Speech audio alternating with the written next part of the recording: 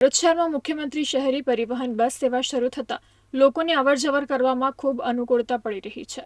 ભરૂચ નગરપાલિકા સંચાલિત city bus સેવા શહેરીજનોને સસ્તી અને સુવિધાજનક સેવા પૂરી પાડે છે. ત્યારે રક્ષાબંધનના પર્વને ધ્યાનમાં રાખીને ભરૂચ નગરપાલિકા દ્વારા બહેનો માટે અનોખી સુવિધા ઉપલબ્ધ કરાવવામાં આવી છે. જેમાં રક્ષાબંધનના સમગ્ર દિવસ દરમિયાન ભરૂચ સિટી બસમાં બહેનો માટે મફત મુસાફરીની ભેટ આપવામાં આવી છે. બહેનોને ભાઈના ઘર સુધી પહોંચવાનો મુસાફરી ખર્ચ બચાવવા પાલિકાએ આ અભિગમ અપનાવ્યો છે. તેવામાં પાલિકા અને સિટી બસના સંચાલકો દ્વારા રક્ષાબંધનના દિવસે મોટી સંખ્યામાં મહિલાઓ સહિત યુવતીઓ સિટી બસમાં વિનામૂલ્યે મુસાફરીના લાભ લે તેવી ભરૂચ નગરપાલિકાના પ્રમુખ દ્વારા અપીલ કરવામાં આવી છે. નમસ્કાર.